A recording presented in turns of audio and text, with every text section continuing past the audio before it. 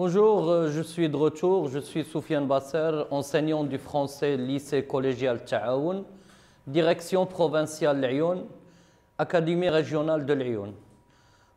Aujourd'hui, pour bien sûr continuer notre progression des leçons, je vais vous présenter aussi une autre leçon bien sûr concernant la description d'une personne, tout en l'intégrant dans un récit. Donc, bien sûr, la séquence, c'est la séquence 3. Et je vais vous rappeler que nous avons déjà fait la leçon de lecture, la leçon de langue et communication. Et aujourd'hui, on va passer directement à la leçon de la production écrite, qui est bien sûr appelée dans vos manuels la leçon d'écrire. Donc, la leçon, c'est un rappel, ou bien sûr, la leçon, c'est un aboutissement de ce que nous avons étudié. C'est-à-dire tout ce que nous avons étudié concernant la description d'une personne, aujourd'hui on va le déployer, on va l'utiliser pour produire un texte descriptif d'une personne et en même temps bien sûr l'intégrer, on va essayer de l'intégrer dans un récit, c'est-à-dire un texte narratif, parce que on a déjà dit que la description est au service de la narration. On ne peut pas raconter sans introduire bien sûr une description. La description enrichit la narration. Donc, le texte, rappelez-moi le type de texte dont nous avons parlé dans les séances précédentes. La réponse est claire, la réponse est simple. Donc, on a parlé du texte narratif depuis le début de l'année scolaire et notamment, bien sûr, dans ce deuxième semestre, on a essayé aussi d'introduire dans ce texte narratif qu'on a appelé récit. Donc, on a essayé d'introduire, bien sûr, le texte descriptif. Qu'est-ce qu'on a décrit dans les séances précédentes, pendant les séances précédentes? On a décrit, bien sûr, une personne. On a décrit un lieu. On a décrit un objet. On peut décrire même un animal. Donc, est-ce qu'on peut introduire la description dans un texte narratif? La réponse est simple, la réponse est correcte. Oui, on peut, bien sûr, introduire la description dans un texte narratif et c'est l'objectif de notre leçon d'aujourd'hui. On va produire d'abord un texte narratif, on va voir comment on pourrait produire un texte narratif et après, bien sûr, on essaiera bien sûr de l'introduire dans un texte bien sûr narratif. Regardez, bien sûr, je vais rappeler le texte que nous avons déjà étudié lors de la leçon de lecture. Je vais le relire une autre fois pour vous rafraîchir la mémoire. Des cheveux noirs, de grands yeux, un sourire aux lèvres, des dents blanches, voilà Abdallah. Il est fort, regardez ses bras et ses jambes, voyez aussi ses longues mains et ses pieds. Quel âge lui donnez-vous? Peut-être 11. Il est bien habillé, il porte une veste en bon tissu, il met une chemise blanche, un pantalon bleu, des chaussettes blanches, des souliers noirs et propres. Abdallah est trop actif, gentil et trop souriant. D'après Pierre de Beaumont, Le Tour de la Méditerranée par 2 enfants, édition Didier. Donc je vais relire le texte, bien sûr pour que vous puissiez vous rappeler de cette leçon-là, de cette activité. Donc des cheveux noirs, de grands yeux, un sourire aux lèvres, des dents blanches, voilà Abdallah. Il est fort. Regardez ses bras et ses jambes, voyez aussi ses longues mains et ses pieds. Quel âge lui donnez-vous? Peut-être 11. Il est bien habillé, il porte une veste en bon tissu, il met une chemise blanche, un pantalon bleu, des chaussettes blanches, des souliers noirs et propres. Abdallah est trop actif, gentil et toujours souriant.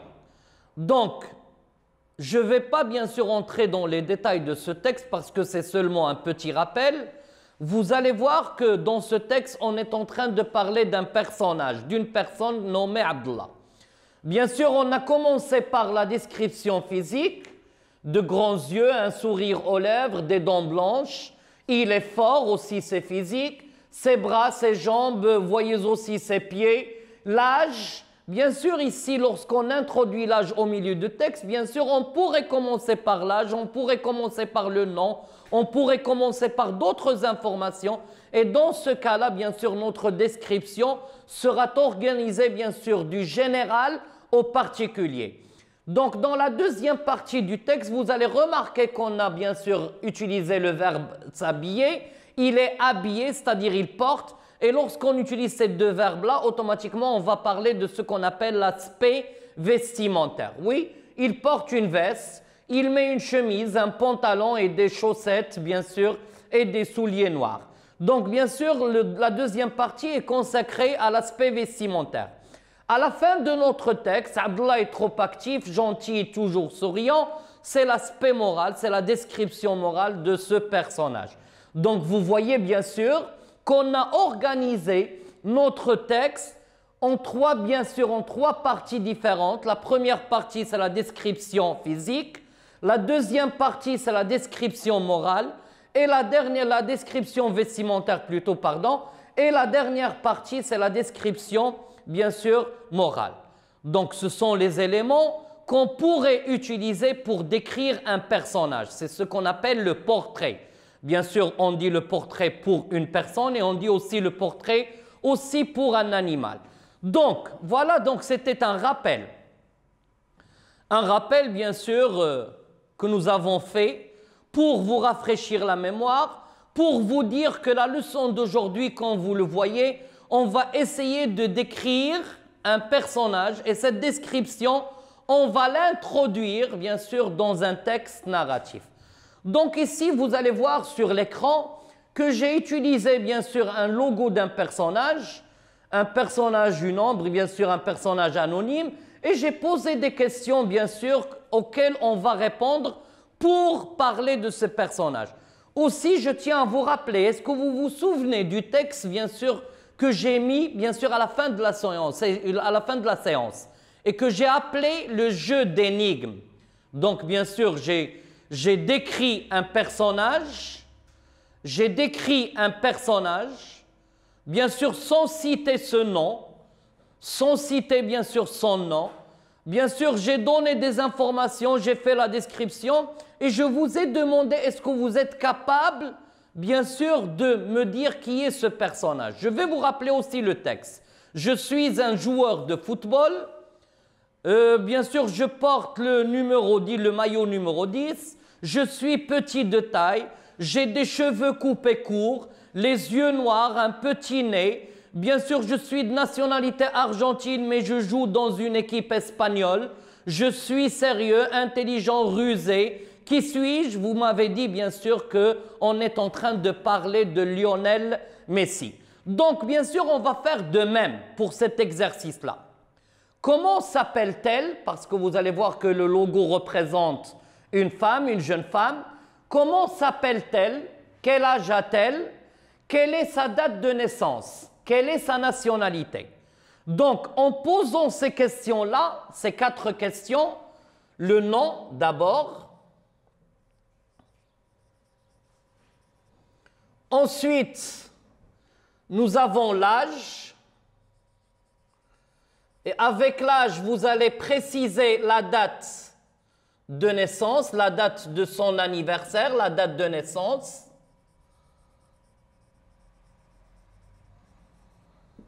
Et bien sûr, vous pouvez même ajouter la nationalité.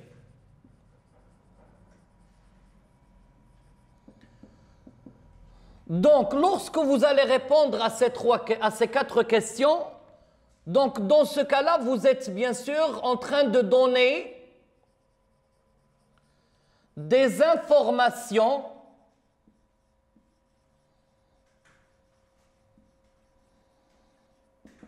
générales sur ce personnage. Donc, et dans ce cas-là, vous êtes en train de partir de ce qu'on appelle du général. C'est-à-dire, on va organiser notre description du général et bien sûr en allant vers le particulier, le général.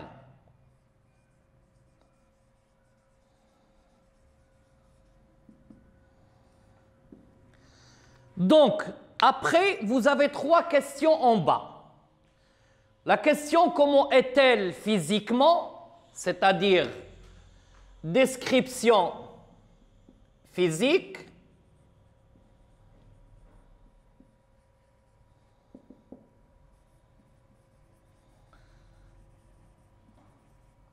c'est-à-dire la description concernant le corps. La suivante question, comment s'habite-t-elle? C'est la description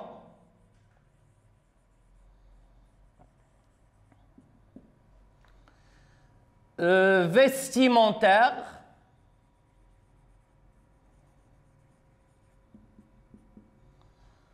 Les vêtements, les habits.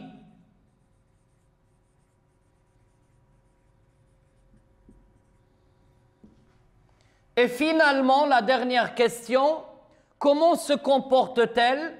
C'est la description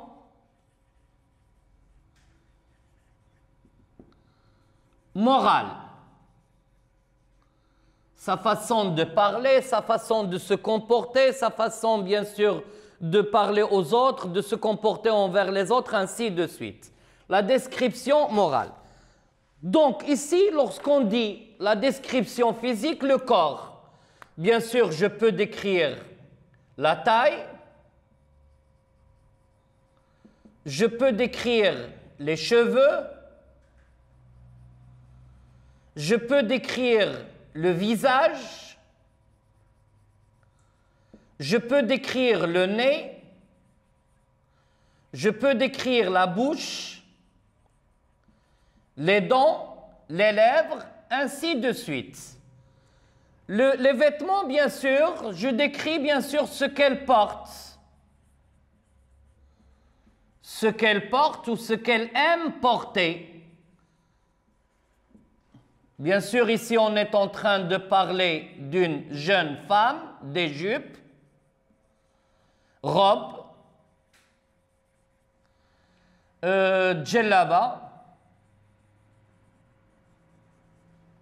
Et je vais mettre les 3 points de suspension. La description morale, gentil, et je vais mettre un point d'interrogation, méchante, un point d'interrogation, souriante, point d'interrogation, je vais dire discrète, point d'interrogation, et je mets les 3 points de suspension. C'est-à-dire, on a commencé par la description générale et on va terminer notre texte avec une description particulière, le particulier ou les détails. C'est l'une des organisations qu'on pourrait adopter pour décrire. Donc, bien sûr, lorsqu'on dit décrire, bien sûr, on peut décrire soit du général au particulier ou inversement. Je peux commencer par les détails et bien sûr partir vers le général. La description d'une personne pourrait être organisée aussi du haut en bas ou du bas en haut. Elle pourrait être bien sûr organisée bien sûr de plusieurs manières. Et lorsqu'on parle bien sûr de la description, vous avez ce qu'on appelle même les sensations de la description. Je peux décrire ce que je vois, c'est visuel. Je peux décrire ce que j'entends, c'est auditif. Je peux décrire bien sûr ce que je sens, c'est olfactif, tactile. Et bien sûr, il y a plusieurs sensations que je pourrais utiliser lorsque je décris. Donc regardez, ces éléments-là que je viens d'écrire sur le tableau, ce sont les éléments que je pourrais décrire chez une personne tout en répondant bien sûr à cette panoplie bien sûr de questions. Ok, donc regardez, nous avons ici maintenant un petit sujet. En répondant aux questions, c'est-à-dire les questions précédentes, écris un texte où tu racontes ta rencontre avec une personne qui t'a plu. C'est-à-dire, bien sûr, vous allez bien sûr nous raconter. Par exemple, tu étais en voyage, tu étais invité bien sûr à dîner, bien sûr un anniversaire, je ne sais pas où. Tu as rencontré une personne bien sûr, qui t'a attiré, une personne qui t'a acharmé, une personne qui t'a séduit, et bien sûr, tu vas nous la décrire. Donc, les consignes et toi des indications suivantes. Quand et où tu as rencontré cette personne. C'est-à-dire, tu dois bien sûr indiquer le décor spatio-temporel. C'est-à-dire, tu dois mettre ce que tu vas décrire, tu dois mettre ce que tu vas nous raconter dans un cadre spatio-temporel. Le quand, c'est pour le temps, tu vas nous dire quand tu as rencontré cette personne et où tu as rencontré cette personne, et tu pourras bien sûr même ajouter comment, tu étais avec qui. C'est-à-dire, il y a bien sûr toute une liste de questions qu'on appelle les paramètres situationnels qui peuvent déterminer la situation. Décris-la en répondant aux questions précédentes. Donc, décris-la en répondant aux questions précédentes. C'est-à-dire, lorsqu'on dit les questions précédentes, c'est-à-dire les questions auxquelles j'ai répondu sur le tableau. Quel sentiment as-tu ressenti envers cette personne? C'est-à-dire la personne que tu as rencontrée, est-ce qu'elle a laissé une trace chez toi? Est-ce qu'elle a laissé bien sûr un sentiment que tu as ressenti envers elle? Est-ce que tu veux la revoir? Est-ce que tu l'as aimée? Est-ce que tu ne l'as pas aimée? Est-ce que tu ne veux plus la revoir? C'est-à-dire, dans ce cas-là, je vais vous annoncer un autre objectif sur lequel on va travailler prochainement. C'est-à-dire, lorsque tu dis « j'ai beaucoup aimé cette personne », ici tu portes un jugement favorable. C'est-à-dire, ta description était bien sûr, depuis le début dans le texte, était une description favorable, valorisante. Et lorsque tu dis à la fin du texte « non, je ne veux plus voir cette personne, je ne l'ai pas aimée, j'ai détesté cette personne », automatiquement on va comprendre que cette personne a laissé bien sûr un mauvais souvenir chez toi, un mauvais sentiment chez toi, c'est-à-dire ta description elle doit être dévalorisante, défavorable. Et ici, lorsqu'on parle de les sensations de la description, l'organisation de la description et aussi, bien sûr, les types de description qu'on pourrait faire, bien sûr, ici, on est en train de parler de tout un module. Donc, après ce texte, regardez, ici, sur l'écran, je vous ai bien sûr donné une liste d'éléments que vous pouvez bien sûr utiliser dans votre description. C'est-à-dire, voilà quelques éléments qui pourront t'aider. Lorsque je veux parler de l'aspect physique, on peut parler de la taille. Ça, nous l'avons déjà inscrit sur le tableau. On peut parler des cheveux. On peut parler du visage, les yeux, le nez, la bouche et les dents.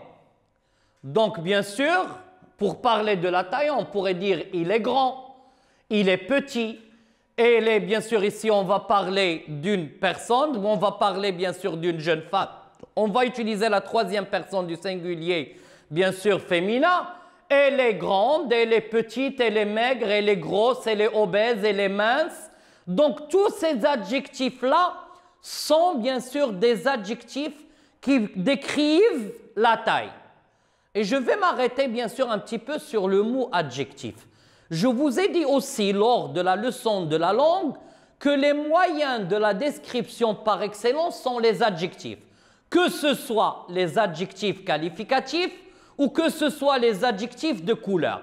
Je rappelle, tout à l'heure nous avons dit « elle est elle », pour la jeune femme « elle est grosse ». Et vous voyez que j'ai ajouté un S, je vais ajouter un SE. Bien sûr, pour elle est grande, j'ajoute un E. Il est petite, j'ajoute un E pour le féminin. Ce qui veut dire, et ici, bien sûr, je rappelle aussi la règle de l'accord des adjectifs. Bien sûr, je vous ai dit que tous les adjectifs qualificatifs s'accordent en genre et en nombre, sauf l'adjectif grand quand il est utilisé dans un mot composé et surtout lorsqu'il est suivi d'un nom féminin. C'est-à-dire, il reste invariable. Les cheveux. Donc, les cheveux, je peux dire il a les cheveux noirs, crépus, hérissés, lisses, les cheveux longs, les cheveux coupés courts. Bien sûr, ici, ce sont les adjectifs à utiliser pour décrire les cheveux chez une personne. Le visage, rond, ovale, carré, triangulaire. Il y a certains élèves qui vont me dire « Monsieur, comment un visage triangulaire ?» Ah, monsieur, un visage carré, vous moquez de nous, quoi. C'est pas un SpongeBob, faites attention, monsieur. Non, bien sûr, ici, je vous renvoie chez le professeur d'art plastique et c'est lui qui va vous expliquer, bien sûr, lorsqu'on dit un visage carré, un visage triangulaire ou ovale ou rond, c'est-à-dire lorsque les peintres ou bien sûr les gens spécialistes des portraits, lorsqu'ils veulent vous dessiner, avant de vous dessiner, ils vous mettent bien sûr une forme. Et bien sûr, souvenez-vous de ces adjectifs parce qu'on aura besoin lorsqu'on va parler de la description d'un objet. Lorsque je veux décrire un objet, j'utilise aussi les formes. Les yeux. On dit les yeux marrons, les yeux bleus, les yeux verts, les yeux noirs. Et vous voyez ici qu'on a utilisé des adjectifs de couleur. J'ai mis bleu avec S, j'ai mis vert avec S, j'ai mis noir avec S. Mais l'adjectif de couleur marron, il reste invariable parce que c'est un substantif. C'est pourquoi il ne s'accorde pas, ainsi que d'autres adjectifs qu'on verra bien sûr dans de prochaines séances.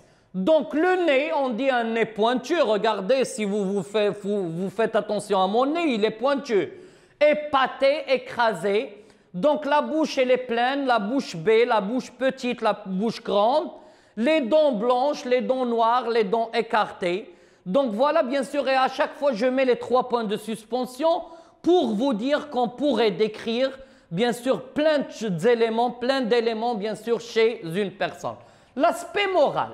L'aspect moral, nous avons dit, ce sont les mœurs, ce sont les comportements.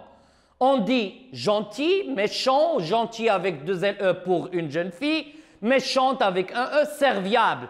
Lorsqu'on dit quelqu'un serviable, lorsque tu lui demandes un service, bien sûr, il va te le rendre rapidement. On dit c'est quelqu'un honnête, bien sûr, c'est quelqu'un de sérieux.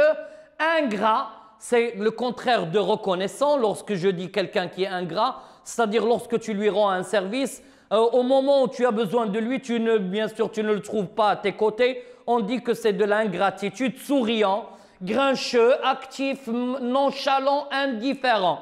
Grincheux, c'est-à-dire c'est quelqu'un qui pleure bien sûr rapidement, c'est quelqu'un qui est tout le temps énervé. L'aspect vestimentaire, on dit elle ou il porte ou elle ou il met. Elle s'habille à la mode, il porte des vêtements coûteux, il s'habille modestement, il porte des vêtements bien sûr et je commence à décrire bien sûr les vêtements. Et ici, le champ lexical des vêtements est un champ lexical illimité. Tu peux décrire les t-shirts, les casquettes, tu peux décrire bien sûr les pantalons, les jupes, les robes, les souliers, les chaussures, tout ce que vous voulez. Donc voilà ici bien sûr sur l'écran, vous avez toute une liste d'éléments à décrire lorsqu'on veut bien sûr parler d'une personne. Maintenant, comment on va introduire cette description dans un texte narratif? Donc, pour introduire cette description dans un texte narratif, je vous propose un exemple de canevas à suivre, c'est-à-dire un texte incomplet, c'est-à-dire un schéma, une structure. Regardez, on va commencer notre texte par « C'était les vacances dernières, où j'étais ». Vous allez voir automatiquement, et l'interlocuteur qui va recevoir votre texte, automatiquement en utilisant l'imparfait au début de ce texte, automatiquement il va comprendre que tu vas lui raconter quelque chose bien sûr de passé. Tu vas lui raconter, tu vas lui parler de quelqu'un, d'un événement, d'un objet que tu as déjà vu, que tu as déjà rencontré bien sûr. C'était les vacances dernières. Ici, lorsqu'on dit les vacances dernières, automatiquement on est en train de parler du temps. Où j'étais à, ici bien sûr la préposition à, implique automatiquement mettre un lieu. Où j'étais à Marrakech, où j'étais à Paris, où j'étais à Casablanca, j'ai fait la connaissance de. J'ai fait la connaissance d'un jeune homme.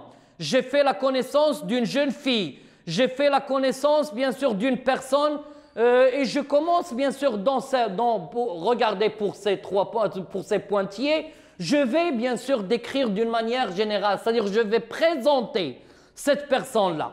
J'ai fait la connaissance d'un jeune homme âgé, par exemple de 25 ans, de 17 ans, de 10 ans. Donc, bien sûr, cette personne de nationalité. Et bien sûr, je vais donner toutes les informations que je voudrais dans cette partie-là. Dans la deuxième partie, à la fin, bien sûr, au milieu du texte, regardez, il était, et je vais utiliser l'imparfait, pourquoi? Parce que dans un texte narratif ou dans un récit, le temps de la description par excellence, c'est l'imparfait. Lorsque vous voulez décrire au passé, le temps, bien sûr, c'est une valeur aspectuelle de ce temps-là.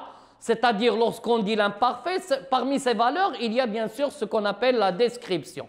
Il était ou elle avait, et je vais alterner, vous voyez que j'alterne entre le verbe être à l'imparfait et le verbe avoir à l'imparfait aussi. Sa taille était, il avait des yeux, et toujours les pointillés, vous pouvez décrire tout ce que vous voulez. Il portait, il était, ici bien sûr il portait, c'est les vêtements, il était, c'est l'aspect vestimentaire. Afin de terminer notre texte, c'est-à-dire je vais exprimer mes sentiments envers ce personnage. Je ne l'oublierai jamais car, c'est-à-dire il a laissé bien sûr de bons souvenirs bien sûr dans ma mémoire, il a laissé de bons sentiments en moi et bien sûr je termine mon texte et merci.